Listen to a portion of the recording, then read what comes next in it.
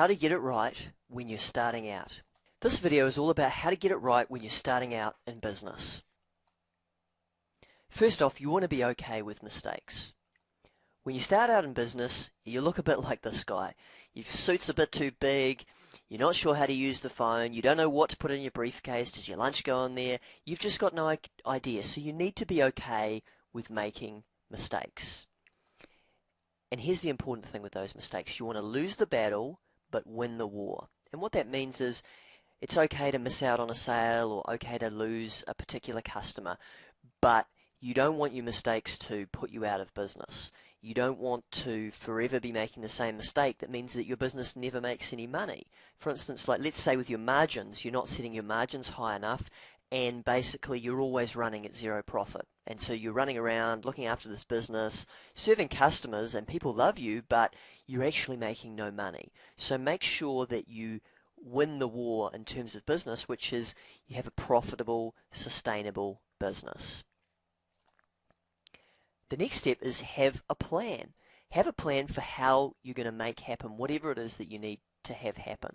Now you might be the whole business by yourself, or you might be running it with a partner or your life partner or whoever. So make sure you guys have got a plan and you stick with it. Maybe one of you's doing the accounting, one of you's doing the marketing, and have a plan for those things. Schedule it in. Maybe it's you do invoicing at the start of the day for an hour or whatever it needs to be.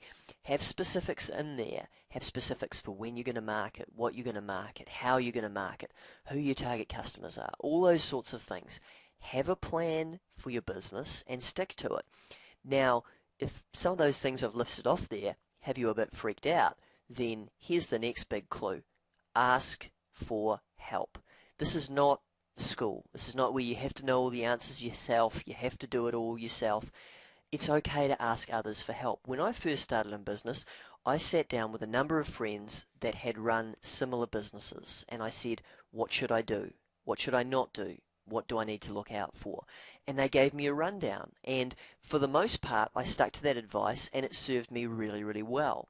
In my business now, I still ask for help. I have a mastermind group that I work with, and if I'm setting up a new business structure or I'm doing an investment, I will speak to lawyers or I'll speak to accountants to work out what the best way to do it is. You don't want to know everything, you want to be able to ask for help.